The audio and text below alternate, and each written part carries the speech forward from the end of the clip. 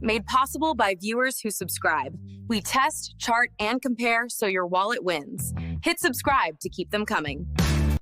So I'm looking at these two super-automatic espresso machines, the Philips 3200 with LatteGo and the Jura ENA 4. Both seem pretty decent, but what are the key differences, you think? Well, right off the bat, price is a big one. The Jura ENA 4 is listed at $999, while the Philips, being a renewed model, is likely cheaper. Uitis eyes you can find it in stock. It's currently unavailable. Good to know. Besides the price and the availability, what about features? The Philips boasts 5 different coffee options at your fingertips, including cappuccino and latte macchiato, thanks to the LatteGo system. It also has a 12-step grinder adjustment.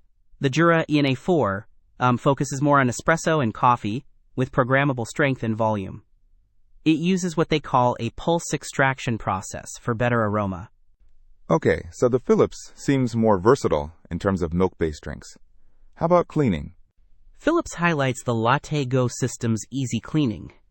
Just 2 parts, no tubes, dishwasher safe. The Jura doesn't explicitly mention cleaning ease in its main features, so that's something to consider. Right. And what about the grinder? Both use ceramic grinders, right? Yes, both use ceramic grinders. Philips claims theirs are good for 20,000 cups. The Jura uses a professional aroma grinder, aiming for better aroma from fresh beans. Gotcha. Size-wise, are they significantly different? The Jura is a bit smaller and lighter.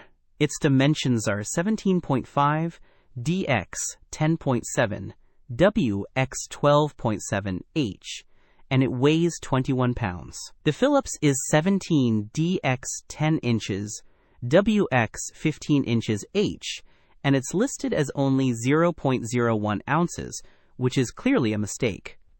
It's probably closer to the Jura in weight. Okay, so the Jura might be better if space is a premium, and both have similar ratings, around 4.1 stars. Anything else stand out? The Jura has videos available, which can be helpful for seeing it in action. Also, the Philips is a renewed product, so there's a chance of issues, even though it's supposedly tested. One review mentions missing parts and milk spilling issues.